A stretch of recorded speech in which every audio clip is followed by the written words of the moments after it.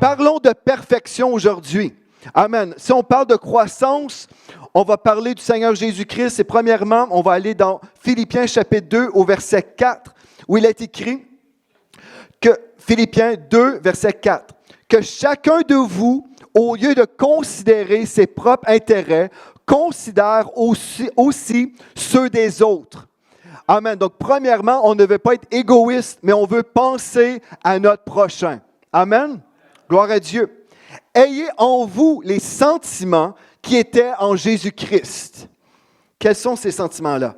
Existant en forme de Dieu, il n'a point regardé son égalité avec Dieu comme une proie arrachée, mais il s'est dépouillé lui-même. Il s'est dépouillé lui-même en prenant une forme de serviteur, en devenant semblable aux hommes.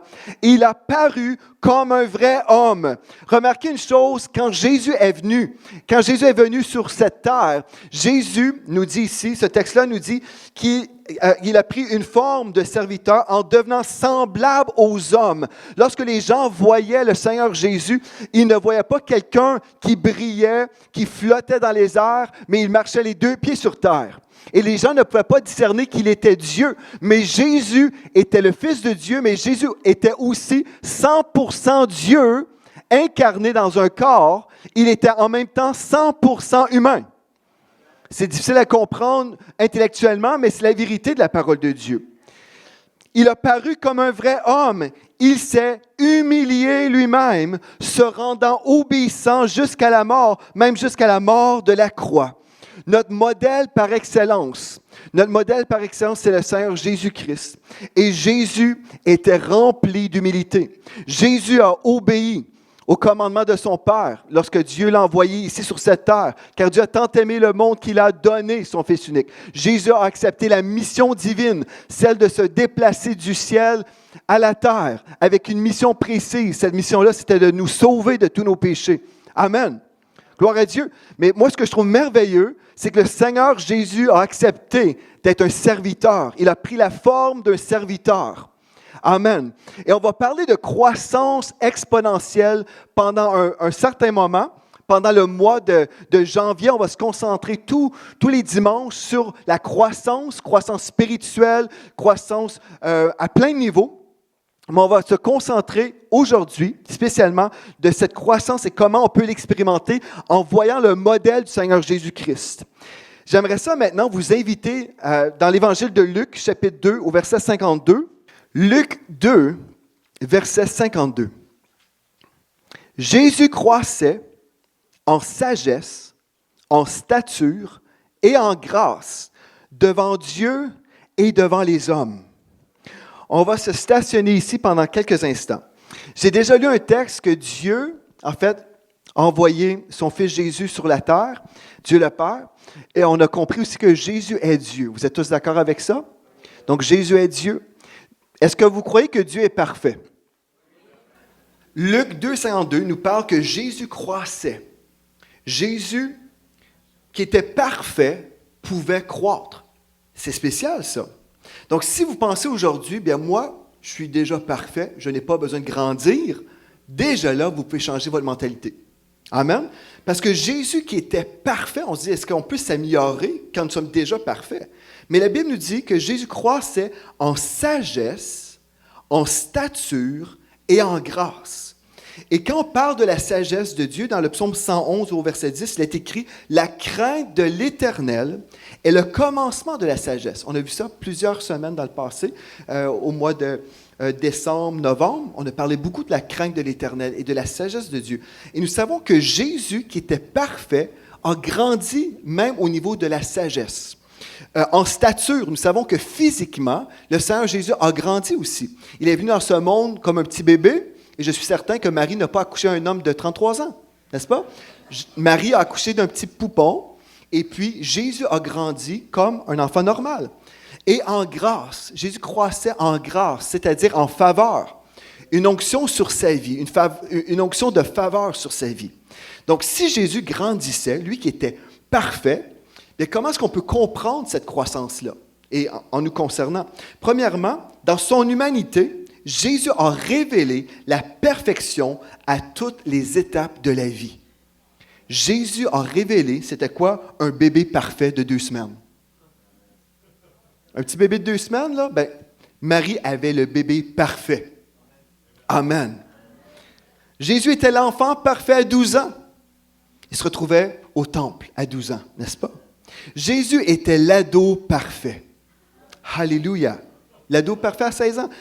Quand on parlait de perfection, quand on parle aujourd'hui de perfection, on peut voir le Seigneur Jésus. À 16 ans, c'était l'ado parfait. Amen. Jésus était l'adulte parfait à 20 ans. Si on veut un modèle de perfection dans le comportement, tout ça, si on peut voir le summum de la sagesse pour quelqu'un de 20 ans, bien, on pouvait voir Jésus. Amen. Et on peut dire, mais comment est-ce que Jésus a pu devenir aussi sage?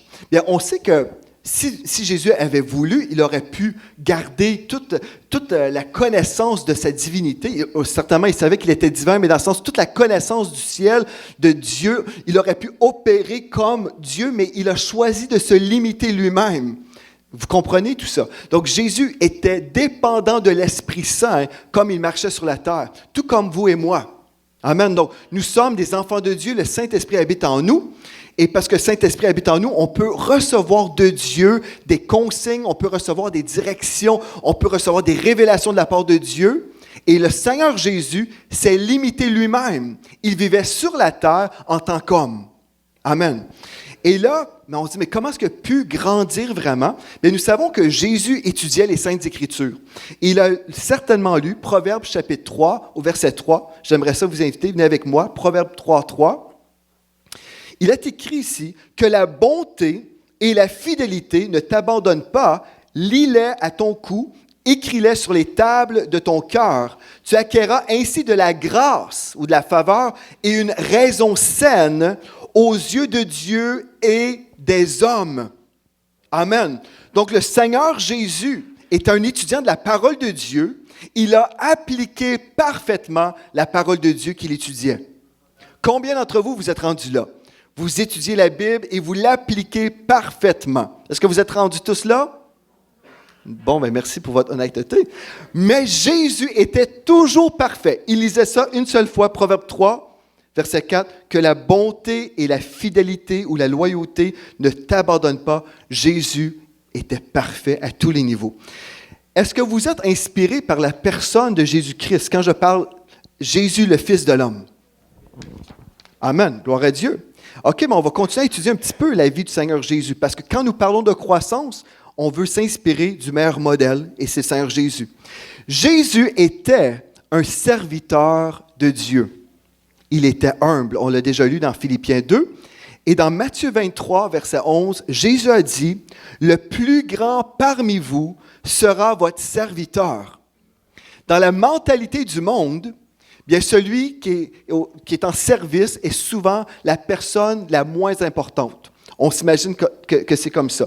Et la mentalité du monde est parfois dans l'Église du Seigneur Jésus-Christ.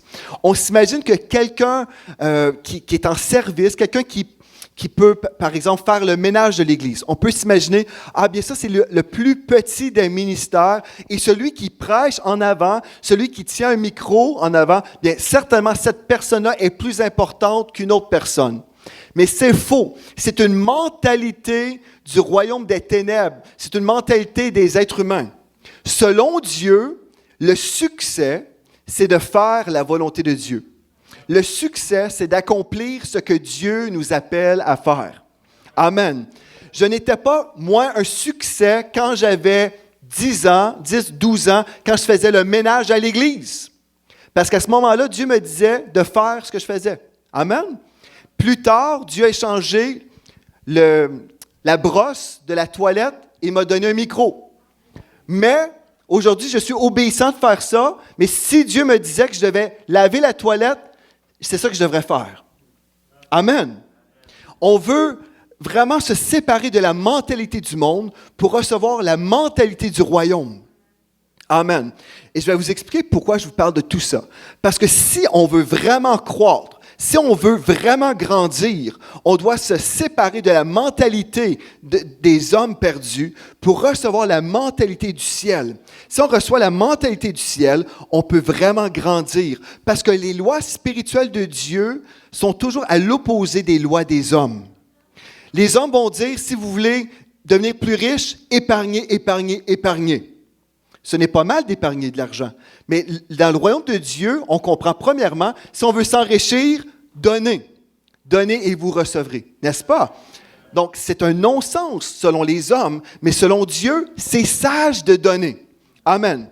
Donc, le plus grand parmi vous sera votre serviteur. Ça, c'est la loi de Dieu et c'est ce que le Seigneur Jésus a enseigné. Croyez-vous ce que Jésus a dit?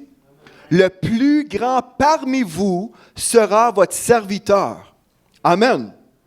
Bien, je pense par exemple à Pasteur Yvan Roux, quand il est arrivé à l'Église de la Victoire. Pendant 5 ans, le Pasteur Yvan est arrivé en tant que serviteur. Il nous a dit, je suis prêt à faire n'importe quoi dans la maison de Dieu. Je veux juste servir. J'ai dit, gloire à Dieu. Pasteur Yvan, qui enseignait le grec à des pasteurs dans une association d'église, il enseignait le grec. Bien, il a accepté de faire le montage et des travaux vraiment physiques pendant 5 ans. Et il venait à l'église vers 7 heures le matin. Je pensais ça, vers 7 heures, 6h30 le matin. Pendant 5 ans. Le plus grand parmi vous sera votre serviteur. Donc, il y a des gens qui vont dire, bien moi, j'aimerais ça avoir tel ministère, je voudrais faire telle chose et je ne ferai rien jusqu'à ce moment-là. Quand ce sera mon temps, moi, je vais accéder à tel poste. Mais en fait, je crois que le pasteur Yvan n'avait pas cette attitude-là. Il est arrivé dans l'humilité. Il a dit, moi, je veux juste servir mon Dieu. Oui, il avait des capacités. Il avait reçu des dons de Dieu. Et Dieu, pendant un temps, a éprouvé son cœur dans le service comme ça. Et ce qui s'est produit après, bien, Dieu a ouvert des portes dans sa vie. Et aujourd'hui, il est pasteur des soins pastoraux à l'Église de la Victoire. Amen. Amen. Mais on voit comment Dieu travaille. Il y a des lois spirituelles qui sont là. Mon épouse Mathilde, lorsqu'elle venait tout juste d'être sauvée, elle voulait servir son Dieu. Le premier ministère qu'on lui a confié à l'Église à l'époque, c'était le ballet. Et on l'appelait Lady Broom. C'était son nom, Lady Broom. Et puis, les pasteurs disaient en fait à son sujet, Mathilde, quand on te voit travailler à l'Église, tu es tellement heureuse. Tu es tellement heureuse. Et le commentaire qui revenait toujours, tu es tellement heureuse. Pourquoi? Parce qu'elle était en train de servir son Dieu. Elle savait qu'elle était utile dans la maison de Dieu. Et puis, son nom, c'était Lady Broom. Mais pourquoi que les pasteurs disaient toujours, mais tu as l'air tellement heureuse, Mathilde? Peut-être parce que d'autres personnes avant n'étaient pas des personnes aussi heureuses. Peut-être. Peut-être qu'il y avait des gens qui grognaient en servant, mais Mathilde ne grognait pas. Et Dieu, savez-vous, Dieu entend quand on grogne. Dieu entend quand on se plaint, quand on a une mauvaise attitude. Mais quand on a une bonne attitude, un cœur de serviteur, Dieu voit cette personne-là. Dieu cherche des gens qui sont disponibles pour son service. Dieu cherche des gens qui sont disponibles. Des fois, on est là, on dit, Dieu cherche des gens qualifiés. Non, ça c'est faux. Dieu cherche des gens disponibles et Dieu prend la personne disponible et c'est lui qui va qualifier la personne. Amen. Et pendant 1 an, ma femme, ou peut-être même 2 ans, je ne sais pas combien de temps, elle a servi dans ce ministère-là et Dieu l'a formée. Et pendant ce temps-là, elle écoutait des enseignements aussi, des enseignements spirituels que je lui donnais à l'époque, de Joyce Meyer. Et après seulement 1 an de vie chrétienne, il y a des femmes qui venaient voir Mathilde qui disaient, mais ça fait combien d'années que tu es chrétienne, toi? Puis elle dit, ça fait 1 an. Elle dit, mon Dieu, on dirait que ça fait 10 ans que tu es chrétienne. Mais comment as-tu fait pour avancer autant? Bien, Mathilde avait une faim spirituelle aussi. Elle se remplissait de la parole de Dieu. Tous les jours, elle était dans la parole. Elle avait soif de Dieu et elle grandissait. Amen. Amen. Je pourrais mentionner d'autres personnes qui sont arrivées à l'Église et tout de suite, ils voulaient servir. Amen. Ils voulaient faire n'importe quoi. Et le pasteur Yvan aussi n'a pas attendu pour une opportunité ministérielle qui était alléchante peut-être pour lui. Mais il était prêt à recommencer à zéro pour laisser Dieu lui faire des promotions, lui offrir des promotions. Amen.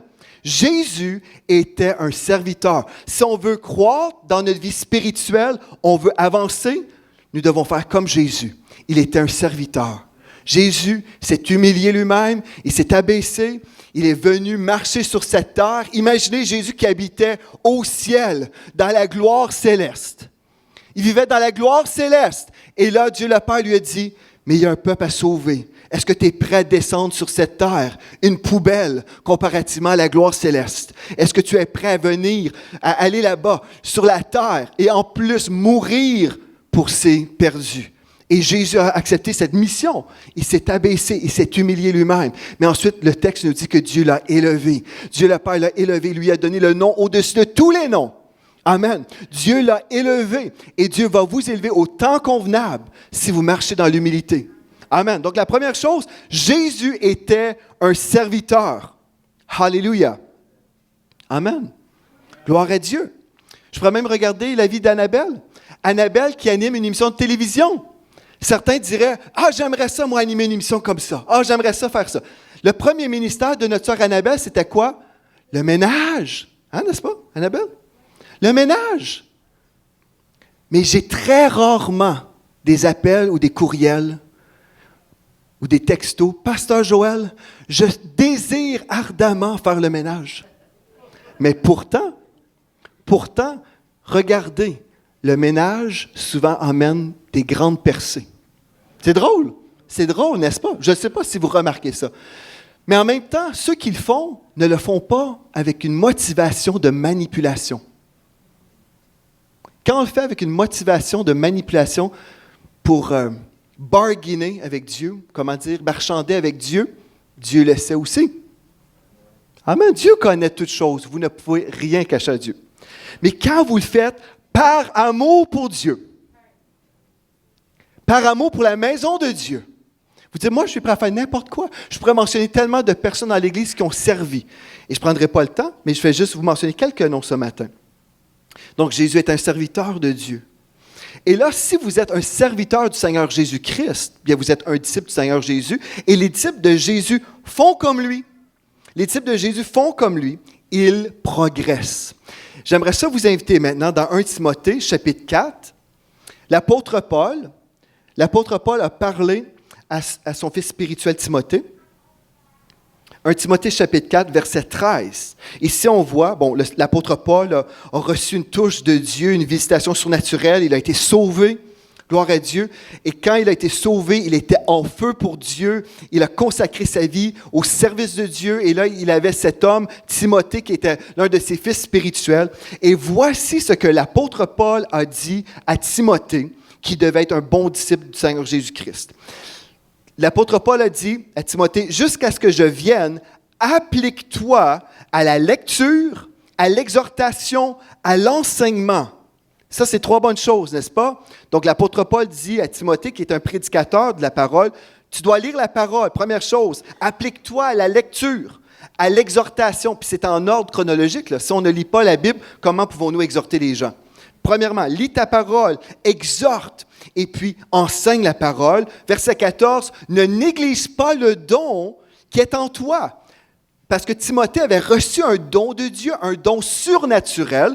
Et l'apôtre Paul lui disait, sous l'inspiration du Saint-Esprit, « Ne néglige pas le don qui est en toi et qui t'a été donné par prophétie avec l'imposition des mains de l'Assemblée des Anciens. Occupe-toi, au verset 15, occupe-toi de ces choses, donne-toi tout entier à elles, afin que tes progrès soient évidents pour tous. » Donc, dans la parole de Dieu, on voit qu'un disciple du Seigneur Jésus-Christ devrait avoir la mentalité de Jésus, c'est-à-dire être un serviteur de Dieu. Mais quand nous sommes vraiment un disciple du Seigneur Jésus-Christ, nos progrès doivent être évidents de tous. Les gens doivent voir notre vie et dire, « Ah, cette personne a grandi. Depuis que je l'ai vue, il y a 6 mois, je vois qu'il y a un progrès vraiment évident dans sa vie. Un progrès spirituel. » Ça, c'est normal. Amen. Amen. On va parler cette année de la croissance exponentielle. Mais qu'est-ce que ça veut dire croissance? Bien, vous pensez tous savoir, et c'est vrai probablement, mais on parle de développement.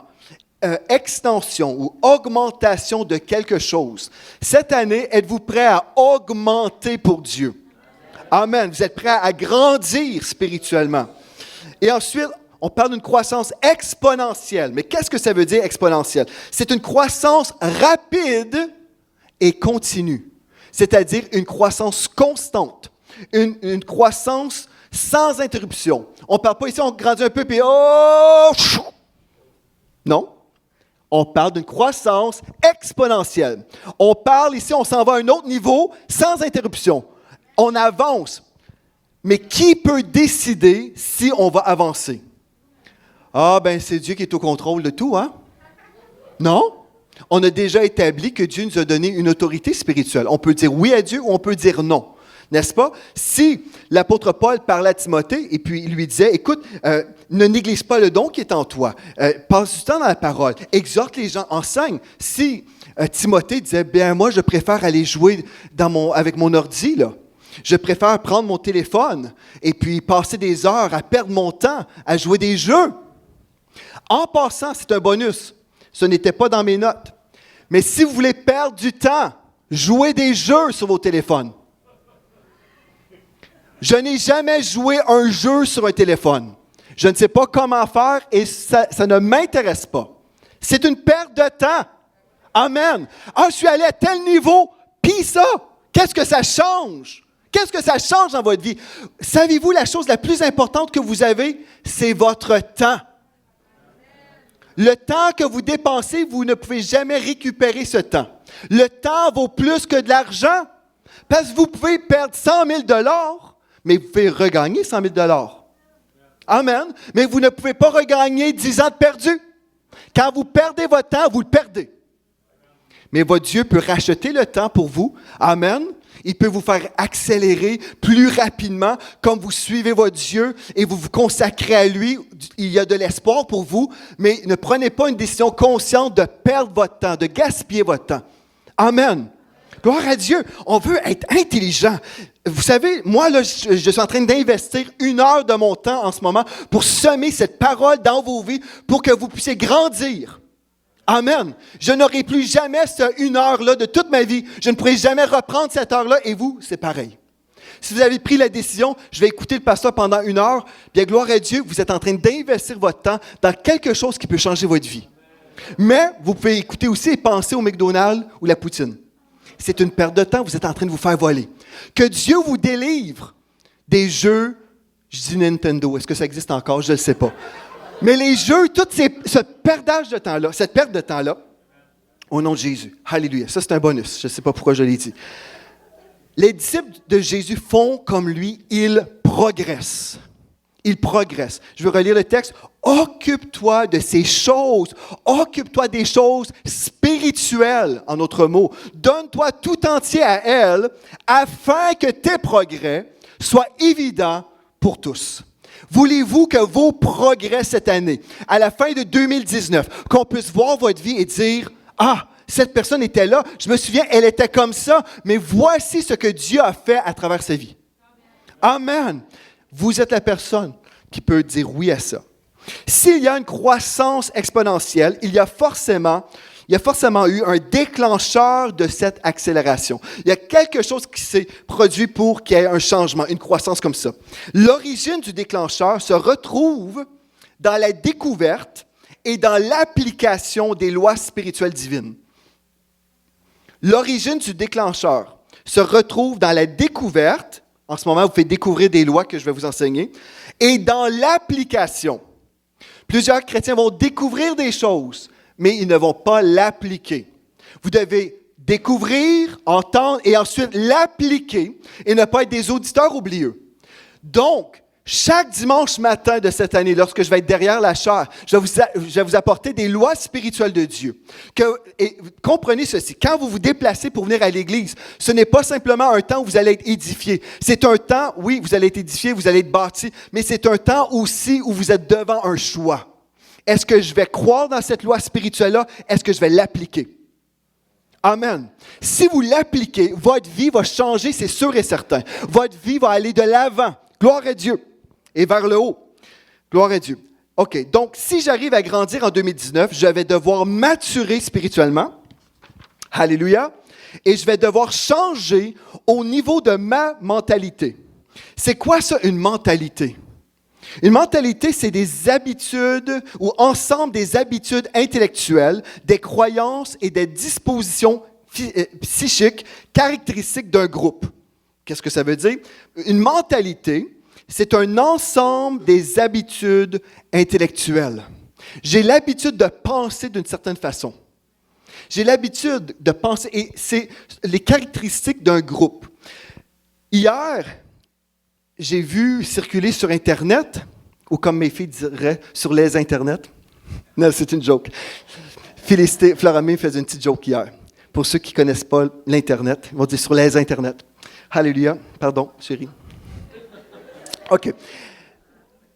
Mais j'ai vu des commentaires circuler sur Internet. Et j'étais comme, ah, mais c'est pas possible. Des commentaires de chrétiens qui jugeaient des hommes et des femmes de Dieu. Juste des petits commentaires, je voyais ça. Ah, mais c'est parce que j'ai vu des photos de pasteurs que j'aime beaucoup. Et là, on attaquait ces gens-là. Je dis, ah, mais pourquoi? Parce que ces gens-là étaient bénis financièrement. Oh, c'est des escrocs. Parce que s'ils sont financièrement prospères, ils sont forcément des personnes malhonnêtes. Et beaucoup de chrétiens évangéliques commentaient là, tout ça. Et on devrait donner aux pauvres. Je me suis dit, un instant, savez-vous que, premièrement, l'un de ces prédicateurs-là finance toutes les réunions d'évangélisation de Reinhard Bonnke. Toutes les réunions de Reinhard Bonnke qui coûtent des millions de dollars à l'époque, bien, c'est lui qui finance tout ça. Et toi, monsieur Joe Blow, que je ne connais pas, tu es en train d'attaquer un homme de Dieu qui bénit l'œuvre de Dieu. Il y a une mentalité humaine non renouvelée qu'on va renverser lors du séminaire du royaume de Dieu, sur les finances du royaume de Dieu. On va renverser les mensonges du diable. Et j'aimerais vous dire, c'est beaucoup plus facile attaquer ce qui était mal enseigné que d'enseigner la vérité. Amen. C'est facile attaquer des choses qui ne sont pas bien comprises. Mais gloire à Dieu, on va attaquer le mensonge par la vérité de la parole de Dieu. Mais des mentalités. Donc, la mentalité, c'est ensemble des manières d'agir, de penser, de juger. Ça, c'est des mentalités. Mais Dieu, si vous allez monter et aller à un autre niveau, si vous allez croître, vous devez changer votre mentalité actuelle. Parce que votre mentalité actuelle a créé ce que vous voyez en ce moment. Là où vous êtes, c'est grâce à cette mentalité que vous avez aujourd'hui et ce que vous avez cru de Dieu en ce moment. Amen. Mais on dit, bien, gloire à Dieu, moi je suis content de ce que Dieu a fait. Gloire à Dieu, on se réjouit de la vérité que vous connaissez. Amen. Mais Dieu veut vous révéler encore plus de choses. Sinon, si la révélation de votre vie vient de s'éteindre, c'est tout, là, vous ne recevrez jamais rien d'autre de Dieu, bien vous ne vivrez jamais autre chose. Est-ce que vous me suivez? Ceci veut dire, bon, si je suis heureux et béni aujourd'hui, je dis merci Seigneur pour toutes les révélations que j'ai reçues jusqu'à présent. Alléluia, merci Seigneur Dieu. Mais là, Dieu me dit, tu vas aller là aussi. Là. Dieu te dit, je t'appelle à aller plus haut. Donc, Dieu va continuer à nous parler, Dieu va continuer à nous révéler des choses. Et comme on écoute, comme on avance, on dit, oh wow, merci Seigneur, hey, j'ai grandi, j'ai avancé. Si je n'ai pas une vision de progrès, je vais demeurer à la même place. Grande révélation. Si je n'ai pas une révélation que je dois progresser, je vais être contenté avec ce que j'ai. Et Dieu m'appelle à aller à un autre niveau. Alléluia. Vous êtes toujours réveillés? OK. Donc, soyons honnêtes, frères et sœurs, envers nous-mêmes, concernant notre véritable condition spirituelle. Alléluia. Monsieur Canapé ou Monsieur Divan, pour le Québec, il se présente dans la salle de sport et puis il n'a jamais fait d'exercice de sa vie. Ça serait une bonne idée à cet homme-là de se présenter à l'entraîneur en lui disant « Bien, j'ai besoin de bâtir un petit peu ma force. » N'est-ce pas? Est-ce que ce serait une bonne idée d'informer l'entraîneur « J'ai besoin d'y aller graduellement. Il y a des choses que je dois apprendre. Je dois peut-être forcer avec 5-10 livres pendant quelques semaines avant de prendre une charge de 300 livres. » Est-ce que ce serait une bonne idée, ça? OK, super. Soyons honnêtes. Quelqu'un arrive là. Ben, je me suis acheté mon kit chez Sport Expert, là. Je suis très, très cool. Je me suis acheté des nouvelles chaussures, là, des espadrilles. Et puis là, je m'en vais au gym. Là, je vois quelqu'un qui est super bâti. Ah, ben moi, je vais faire pareil. Et là, la personne se blesse. Et au lieu de retourner à la salle de sport, bien, la personne reste sur son canapé. C'est ça qui se produit. Si on n'est pas honnête envers nous-mêmes et on ne sait pas où nous sommes spirituellement, on peut se prétendre être beaucoup de choses. On peut prétendre être « Ah ben moi, je suis un docteur en théologie, moi je connais tout, je sais tout, puis je n'ai pas besoin d'apprendre de personne. » Si je suis comme ça, je ne pourrai jamais aller plus loin parce que je suis déjà là, entre guillemets, mais en fait, je vis dans un mensonge. Je vis dans un mensonge. Je ne sais pas si vous me suivez. Pour avancer, vous devez savoir où vous êtes. Si je veux me rendre à Montréal, je dois comprendre que je suis à Granby en ce moment. Si je dis non, moi je suis à Montréal, en ce moment, moi je le dis, je le déclare, oh, hallelujah. Comprenez ceci, je ne suis pas en train de dire le contraire de la confession positive, on va y arriver. Mais vous devez comprendre où vous êtes en ce moment spirituellement. OK. La loi spirituelle que je vais vous enseigner aujourd'hui, écoutez bien ceci, votre croissance commence par un juste constat de votre état actuel. Votre croissance commence par un juste constat de votre état actuel. Des références bibliques que je vais vous donner, Proverbes 27, 23, 24 et Proverbes 14, verset 8. Pour ceux qui suivent sur vidéo, vous pouvez reprendre, c'est Proverbes 27, verset 23 à 24 et Proverbes 14, verset 8. Ensuite, votre décision pour la croissance détermine si vous croîtrez ou non. Donc, votre décision pour la croissance détermine si vous croîtrez ou non. Est-ce que vous me suivez? Je reprends. Votre croissance commence par un juste constat de votre état actuel. Si vous êtes honnête et puis vous dites, OK, spirituellement, c'est ma réalité. OK, c'est votre réalité. Ensuite, votre décision pour la croissance détermine si vous croîtrez ou non.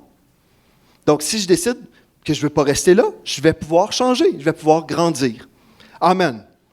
OK, vous êtes toujours avec moi? Voici maintenant, bibliquement, les étapes normales de la croissance spirituelle. Voulez-vous être honnête ce matin et voir là où vous êtes spirituellement? Est-ce que vous êtes prêt vraiment à vous regarder dans le miroir de la parole de Dieu? OK. La première chose, les étapes normales de la croissance spirituelle. La première chose, vous devez expérimenter le miracle de la nouvelle naissance. Pour être un enfant de Dieu, pour grandir spirituellement, la première étape, c'est que vous devez venir au monde. Vous devez naître. Ça fait du sens, ça?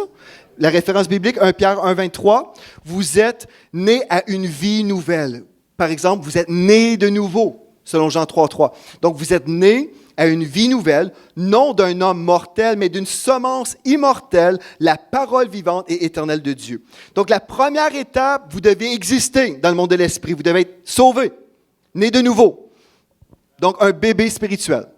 Donc, vous avez compris ça? Vous avez appuyé « Record ». OK. Deuxième étape. Vous devez ensuite boire le lait spirituel. Donc, un enfant vient au monde et puis on va lui donner du lait spirituel. 1 Pierre 2, verset 2 nous dit, « Comme des enfants nouveau-nés, désirez ardemment le lait pur de la parole afin qu'il vous fasse grandir en vue du salut. » OK? La première chose qu'on fait, un bébé spirituel vient de se donner à Christ. OK? On vient de recevoir cette personne dans la famille de Dieu. La première chose qu'on va lui donner, c'est un biberon. Amen. On va lui donner du lait, le lait pur de la parole. Amen.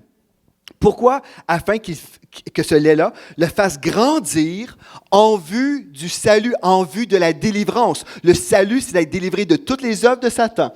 Donc, on parle de l'héritage en Christ. Donc, le lait va lui donner cette croissance qui va le permettre de vivre le salut, d'expérimenter la délivrance de Dieu dans sa vie. Amen. Ça, c'est la deuxième étape. Boire du lait. Combien d'entre vous, vous avez aimé ça, boire du lait? Amen. Ça fait du bien, c'est chaud, hein, c'est un lait, c'est pas un lait glacé avec des glaçons dedans. Là. C'est un lait chaud pour les petits bébés. N'est-ce pas? Moi, je me souviens, mes filles avaient du lait qu'on réchauffait. Amen. Et puis, voilà, ça, c'est une chose qui est vraiment naturelle qu'on va offrir aux bébés pour qu'ils grandissent. C'est naturel. Mais après, 25 ans de vie chrétienne, trouvez-vous ça anormal que quelqu'un ait toujours son biberon à la bouche? Mais ça me fait du bien, c'est un petit lait chaud, j'aime ça. Troisième étape maintenant. Normalement, après un certain temps, vous devriez manger de la nourriture solide, de la viande spirituelle, en d'autres mots, du steak. Vous devriez manger du steak après un certain moment. OK, venez avec moi dans 1 Corinthiens chapitre 3, versets 1 à 3. J'ai beaucoup de versets en ce moment, peut-être pour vous, mais au nom de Jésus, vous gardez toutes vos pensées captives à l'obéissance de Christ, n'est-ce pas? Vous n'êtes pas en train de partir, là. Vous restez avec moi. Amen, amen, amen. OK, on est en train de voir les étapes. Comme ça, vous pouvez vous voir dans le miroir et dire, moi, je suis à quel niveau? Là? Je suis rendu à quelle étape? Honnêtement, là. Je ne veux pas être comme M. Canapé qui se présente devant l'entraîneur et puis finalement, ce n'est pas ça. Donc, on est dans 1 Corinthiens, chapitre 3. 1 Corinthiens, chapitre 3, versets 1 à 3. 1 Corinthiens 3, versets 1 à 3. Ici, l'apôtre Paul parle aux chrétiens maintenant, à Corinthe, et puis il dit, « Pour moi, frères, ce n'est pas comme à des hommes spirituels que j'ai pu vous parler, mais comme à des hommes charnels, comme à des enfants en Christ. » Le mot charnel ici, souvent pour nous les chrétiens, on s'imagine, bien ça veut dire le péché. Et oui, si vous êtes dans le péché, vous êtes forcément charnel parce que si vous êtes spirituel, vous ne marcherez pas dans le péché. Mais je veux vous aider à comprendre quelque chose ici, que le fait d'être charnel ne veut pas dire que vous marchez forcément dans le péché. Je vais vous aider à comprendre tout ça, OK? Donc ici, l'apôtre Paul, il dit, vous êtes comme des hommes charnels, comme des enfants en Christ. Le mot charnel, en grec, c'est le mot sarkikos, qui veut dire gouverné par la simple nature humaine, non par l'Esprit de Dieu, ou gouverné par les 5 sens, par tout ce qui est naturel ou la raison. Ça fait que l'apôtre Paul est en train de leur dire, vous là, mes Corinthiens, vous êtes vraiment charnels, vous n'êtes pas vraiment spirituels. Au verset 2, « Je vous ai donné du lait, non de la nourriture solide, car vous ne pouviez pas la supporter et vous ne pouvez pas même à présent parce que vous êtes encore charnels. » Au verset 3, « En effet, puisqu'il y a parmi vous de la jalousie et des disputes, n'êtes-vous pas charnels et ne marchez-vous pas selon l'homme? » Donc ici, dans ce cas-là, oui, ils étaient charnels et ils vivaient dans la jalousie, donc c'est un péché. Donc oui, dans ce cas-là, le péché et être charnel, les deux vont très bien ensemble. Mais ce que je veux souligner ce matin, pour vous aider à comprendre, c'est qu'il y a une catégorie de personnes qui sont des personnes spirituelles, des enfants de Dieu spirituels, et puis on peut aussi être un chrétien charnel. Puis ici, je ne veux pas mettre l'accent sur le péché, c'est plutôt juste une façon d'être. Je suis toujours raisonné, ou je suis gouverné par ce que je ressens avec mes 5 sens. C'est pour ça, vous pouvez parler avec quelqu'un qui est charnel, un chrétien né nouveau, qui ne vit pas dans le péché, mais vous lui racontez des histoires surnaturelles que vous avez vécues, et la personne vous regarde comme... C'est une personne juste charnelle.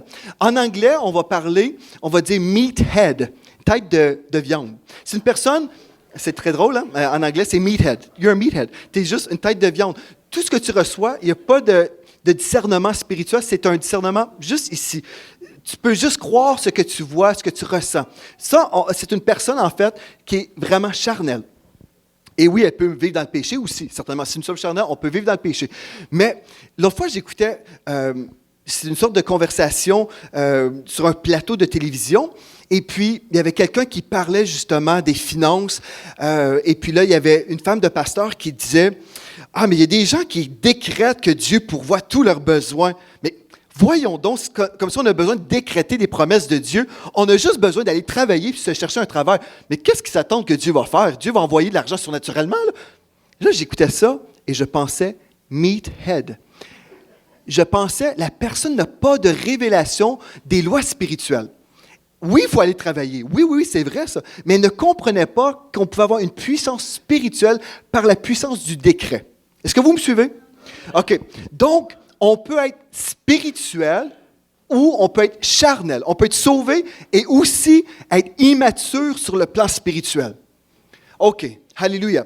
Donc, normalement, après un certain moment, vous devriez manger de la nourriture solide, donc du steak. Et là, normalement aussi, après un certain moment, vous devriez vous reproduire. et enseigner la parole de Dieu à d'autres. Donc, l'apôtre Paul, ici, parlait aux Corinthiens. Et puis ensuite, on trouve ici, dans Hébreux chapitre 5. Venez avec moi dans Hébreux 5, verset 12. Hébreux chapitre 5, verset 12. L'apôtre Paul dit ici, « Il s'est passé suffisamment de temps pour que vous deveniez des maîtres ou des professeurs. » Donc, l'apôtre Paul parle aux croyants ici dans Hébreux chapitre 5, verset 12. Il dit, « C'est passé suffisamment de temps pour que vous deveniez des maîtres, des professeurs. Là. Vous devriez être rendus tous des professeurs. Et pourtant, vous avez encore besoin qu'on vous enseigne les premiers éléments du message de Dieu. Vous avez encore besoin de lait au lieu de nourriture solide. Celui qui se contente de lait n'est qu'un enfant. Il n'y a aucune expérience au sujet de ce qui est juste. Par contre, la nourriture solide est destinée aux adultes qui, par la pratique, ont les sens habitués à distinguer le bien du mal. » L'apôtre Paul ici parlait aux croyants, puis il disait, « Écoutez, là, il y a eu suffisamment de temps pour que vous soyez tous des professeurs. Vous devriez tous être en mesure de communiquer la vérité de l'Évangile à tout le monde. Là. Vous devriez tous être des professeurs. » Pourquoi pensez-vous que l'apôtre Paul disait ça à ces croyants-là dans le texte de Hébreux? Est-ce que c'est parce que l'apôtre Paul avait une onction de condamnation? Est-ce que c'est parce que l'apôtre Paul voulait condamner tout le monde? Non. Il voulait leur révéler, en fait, que leur état actuel était anormal dans le processus de développement spirituel. Il est en train de dire, il y a quelque chose qui cloche ici. C'est anormal. Vous êtes encore au lait. Je ne peux pas vous donner plus que du lait. Vous devriez tous manger du steak. Et non seulement manger du steak, en plus, vous devriez être en mesure de vous reproduire et enseigner tout ce que je vous ai donné, là. Et quand on se reproduit, nous devenons des adultes. Quand nous devenons des adultes, on peut se reproduire, on va avoir des enfants, n'est-ce pas? Mais celui qui est encore un enfant ne pourra pas avoir des enfants parce qu'il est lui-même un enfant. Donc, dans des églises, souvent, ce qui se produit, il y a beaucoup de petits bébés qui sont peut-être à la pouponnière de la victoire. Et là, c'est des enfants, je ne dis pas ça de vous, là, mais dans certaines églises, on peut avoir une pouponnière où les gens n'ont pas grandi. C'est soit qu'on n'a pas donné de bonne nourriture et puis tout le monde voulait rester au lait, ou la personne avait l'opportunité de boire du lait et ensuite il y a eu du steak haché et ensuite un bon filet mignon et la personne a décidé non, moi je veux rien de ça, je veux rester au lait. Des fois, il y a des personnes qui choisissent de grandir et d'autres choisissent de ne pas grandir. C'est comme je vous racontais l'histoire de ma femme. Après seulement 1 an de vie chrétienne, les gens étaient impressionnés par sa vie.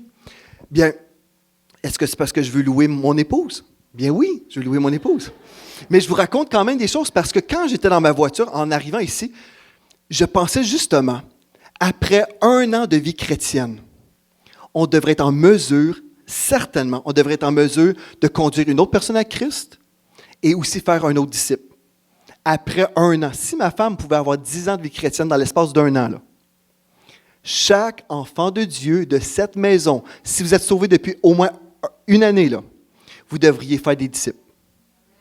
Et en 2019, on va faire ça ensemble. Ceux qui veulent, mais moi, j'aimerais vous le dire, c'est garanti, frères et sœurs. Je vais vous enseigner des choses qui vont fonctionner dans vos vies et vous allez grandir. Puis si vous dites, moi, Pasteur Joël, j'ai de la misère à lire ma Bible. J'ai de la misère à être fidèle. Bien, aujourd'hui, vous allez commencer à déclarer, je suis fidèle. Parce que Jésus grandissait, lui. Et puis, le texte nous dit dans Proverbe 3 qu'il était fidèle. Il était bon, comme on a entendu la semaine passée par le prophète Jérémie. Il était bon, Jésus. Il était fidèle. Et vous lisez votre Bible tous les jours maintenant. Mais moi, j'ai de la misère à lire ma Bible. Savez-vous ce que vous pouvez faire? Vous pouvez aller sur un site web qui s'appelle emcitv.com. Et puis, Pasteur Michael t'a fait une page, M-Bible, et savez-vous ce que je fais, moi? Oui, je lis ma Bible quand je veux, là, mais chaque matin, j'écoute M-Bible. Je suis dans la Genèse en ce moment. Et puis, j'ai la page que je lis, et j'ai l'autre page, j'ai ouvert une autre page où j'entends une belle lecture en français. Cette année, je lis ma Bible en français au lieu de lire en anglais. Bonne idée, hein? Donc là, j'écoute la Bible tous les jours. Ouais, mais j'ai du mal à mémoriser la Bible. Ah, ben, on a le club de mémorisation de la Bible qu'on a démarré. Ouais, mais moi, je ne suis pas capable d'étudier des longues portions. Ah, ben, c'est un passage par mois. Ouais, ben, j'essaie de chercher d'autres excuses, là. Mais je trouve pas des bonnes prédications. Je sais pas où aller pour trouver des prédications qui vont vraiment me bâtir dans la foi. Je pense que je devrais aller sur YouTube, chercher à droite et à gauche. Sûrement, il y a des bons pasteurs dans le monde, mais je les trouve pas. Où aller? Allez sur emcitv.com. Vous pouvez vous nourrir tous les jours par des enseignements de foi, lire la parole tous les jours, mémoriser tous les jours. Vous passez du temps. Qui va prendre cette décision-là? Et là, le pasteur dit qu'on devrait faire des disciples. Oh, mais moi, j'ai du mal à être un disciple moi-même. Mais il faut que ça change, ça. Ça, j'aimerais vous dire, il faut que ça change. Là, ce que vous allez faire, si vous voulez vraiment grandir et vous ne voulez pas faire comme ces gens-là, les croyants, que l'apôtre Paul reprenait, il disait, c'est pas normal. Là. Si en ce moment, vous dites, moi, je réalise que c'est anormal, que là où je suis spirituellement, c'est anormal, bien, vous devez réaliser que vous devez prier cette année, que vous allez faire au moins un disciple cette année. Amen. Ah ben moi, j'aime évangéliser. Bravo, mais vous devez faire des disciples. La Bible ne dit pas juste évangéliser, faites des professions de foi à droite et à gauche. On doit faire des bébés et en prendre soin. On doit en prendre soin. Si vous prenez la décision, cette année, je vais vraiment prendre soin d'un bébé, mais je ne sais pas comment faire. Ah ben, il y a un cours pour les nouveaux chrétiens qui s'appelle le disciple victorieux. Mais je ne sais pas comment le communiquer à quelqu'un d'autre. Écoutez, c'est gratuit. Vous l'écoutez à la maison, vous vous préparez dans la foi. C'est 10 sessions de 30 minutes. Bon, vous écoutez ça et vous êtes dans la foi. Seigneur, moi je prie que quelqu'un va être avec moi pour visionner ça et je vais pouvoir prendre le temps et vraiment répondre aux questions des personnes, de cette personne-là. Je me mets dans la foi. Cette année, en 2019, c'est impossible que je ne me multiplie pas. Cette année, je ne serai pas stérile spirituellement, mais je vais vraiment avoir au moins un bébé spirituel. Quelqu'un que je vais conduire à Christ ou que je vais adopter, mais je vais faire un disciple cette année, c'est sûr et certain. Si vous n'avez pas cette vision-là, vous ne le ferez pas. Mais si vous avez la vision, cette année, je vais faire au moins un disciple. Bien, si on fait ça, on vient de doubler l'Église. C'est facile. Un seul bébé. C'est facile. Il y a des gens qui aiment faire des bébés qui ne veulent pas en prendre soin. Il faut en prendre soin. C'est la partie la plus difficile. C'est de prendre soin des bébés. OK, gloire à Dieu. Vous êtes toujours avec moi? Les signes de la maturité spirituelle. En fait, c'est la vie de l'adulte. C'est le don de soi. Matthieu 20, 28 nous dit, « Le Fils de l'homme, Jésus, est venu non pour être servi, mais pour servir et donner sa vie comme la rançon de plusieurs. » Donc, le Seigneur Jésus nous a vraiment démontré ce modèle de sa vie. Il n'est pas venu pour se servir, mais pour servir. Frères et sœurs, si vous voulez grandir spirituellement cette année, vous voulez faire des exploits pour Dieu. Tout ce que j'ai dit là, jusqu'à présent, j'espère que vous comprenez que vous devez vous regarder dans le miroir, pas être dépressif et dire « Oh! » mais dire plutôt « OK, c'est là où j'en suis en ce moment, mais ça change cette année. » Cette année, je vais gagner au moins une personne à Christ. Et non seulement ça, je vais faire vraiment un disciple ensuite, mais aussi, je vais apprendre à servir dans l'œuvre de Dieu. Si je vois le modèle des personnes que Dieu a promues, ces gens-là ont commencé dans un ministère. Et j'aimerais vous annoncer aujourd'hui, Alléluia, même si je vais en prendre 2, là. Le diable ne va pas me fermer la bouche. Nous allons recruter pour le ministère des détails ce matin, le ministère du ménage de l'Église de la Victoire. Est-ce qu'on pourrait engager quelqu'un pour venir faire le ménage? Oui, on pourrait. Mais je refuse de voler votre bénédiction. Vous savez, moi, je l'ai fait pendant de nombreuses années, et puis c'est une bénédiction de venir dans la maison de Dieu et de faire le ménage. Nous avons un couple formidable, les rois, qui sont en service depuis des années, qui sont en service encore à ce jour. Mais c'est anormal que dans la taille de cette Église, qui portent la charge sur leurs épaules. Oui, mais Pasteur Joël, il y a des églises qui engagent des gens. Ça, c'est leur chose. Moi, je trouve que c'est dommage si on engage quelqu'un quand on vole l'opportunité à quelqu'un de servir. Quand on sert, l'onction du serviteur vient sur celui qui est en service. Notre responsabilité, c'est d'offrir des opportunités de service. Celui qui s'imagine, moi, je ne veux pas servir, Jésus a lui-même dit, le plus grand parmi vous est votre serviteur. Si on n'a pas de service, on est le plus petit parmi tout le monde. Wow! Wow! C'est impressionnant. Je n'avais pas prévu de dire ça. Le plus grand, c'est celui qui sert. Le plus petit, c'est celui qui ne veut rien faire.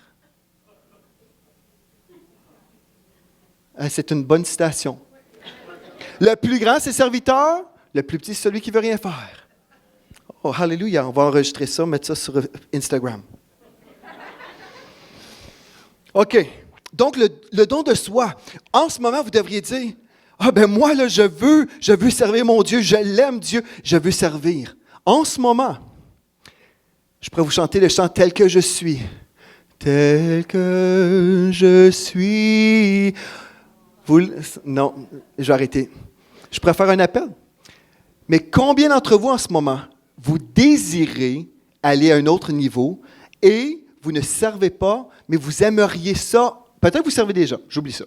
Vous servez peut-être, mais vous êtes prêt à servir le Seigneur cette année. Peut-être donner du temps à Dieu en venant faire le ménage à l'Église de la Victoire. Levez la main là où vous êtes. Gardez votre main levée. On a quelqu'un qui va venir prendre les noms. Je suis sérieux. Je suis sérieux. C'était l'idée de Pasteur Yveline.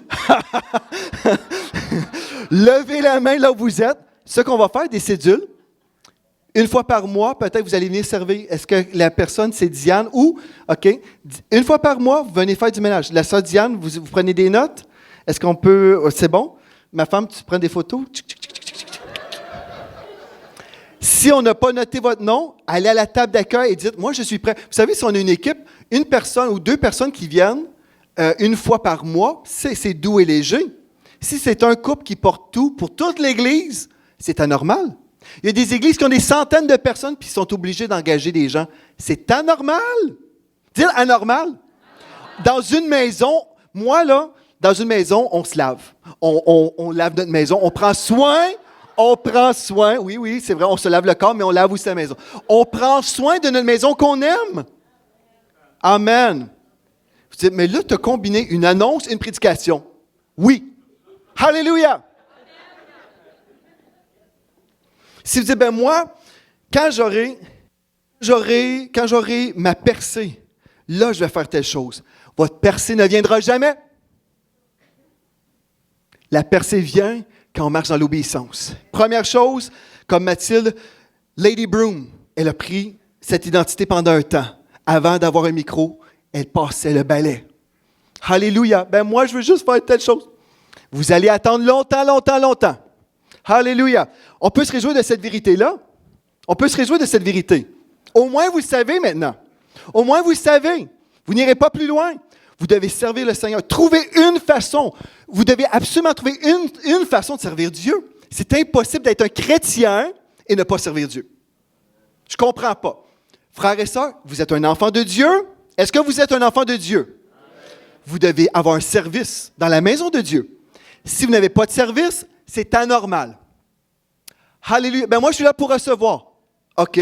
Jésus a dit, ou Matthieu a dit, le Fils de l'homme est venu non pour être servi, mais pour servir. Ça, c'est être chrétien. Un chrétien suit le Christ. Un chrétien suit le modèle de Christ. Mais moi, je vais prier, Seigneur. Je vais prier le Seigneur pour qu'il envoie quelqu'un pour faire le ménage.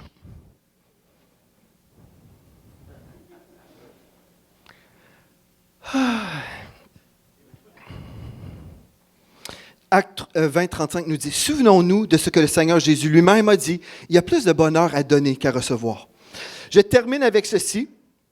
Je termine avec une question pour vous. Si vous êtes inconfortable en ce moment, bien, peut-être c'est pour vous aider à aller plus haut. Alléluia. Amen. Si vous dites, moi j'ai hâte qu'un autre prédicateur prêche la semaine prochaine, c'est quelqu'un d'autre, j'espère, là. Je pense que je vais refaire ça l'annonce dimanche prochain. Je pense que je vais annuler le prédicateur. Non. OK, je termine avec ce point. Vous êtes tous avec moi? Est-ce que vous m'aimez encore? Ah, hey, ça me fait du bien, merci beaucoup. Je pensais que c'était plus ça, là.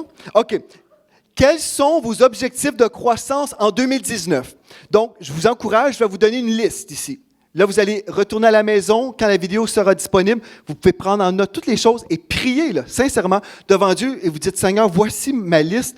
Et là, je veux que tu me parles vraiment comment je peux grandir à tous ces niveaux-là. Et Dieu va vous donner des stratégies de croissance pour ces choses-là que je vais vous mentionner. Est-ce que vous êtes prêts?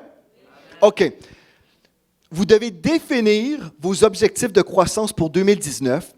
Sans une vision précise, vous n'arriverez nulle part, je vous prophétise. Donc, quel est votre objectif dans votre relation avec Dieu? Première chose, dans votre relation avec Dieu, avez-vous des objectifs là?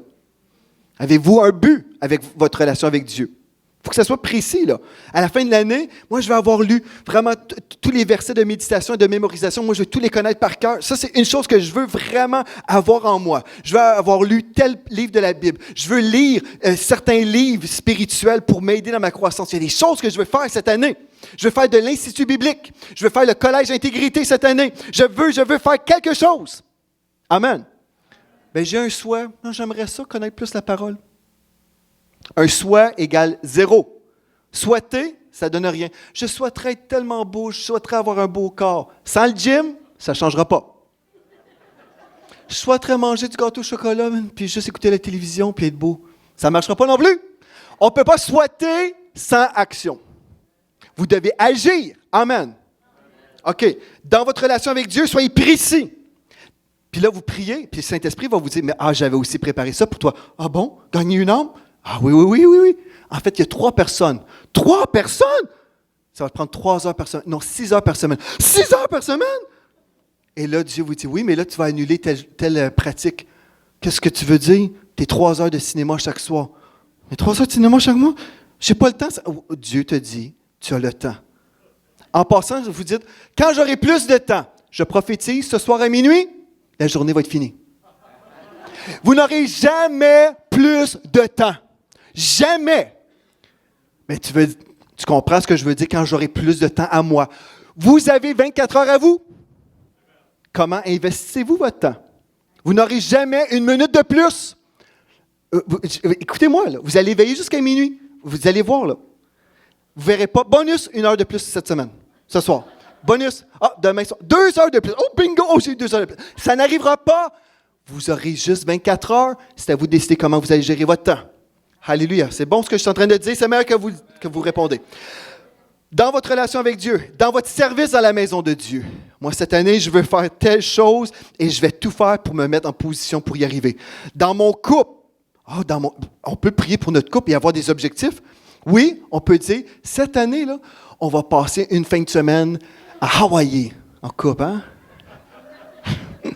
Bref, ma femme, quand elle roule les yeux, un petit peu de doute, chasse l'incrédulité, chérie.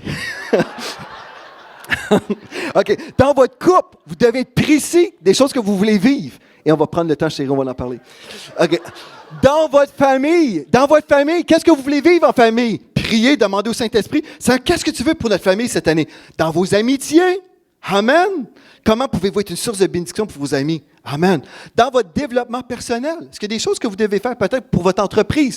Peut-être vous êtes je ne sais pas, vous êtes un commerçant, vous avez besoin des stratégies, peut-être vous avez besoin de lire certains livres pour votre business.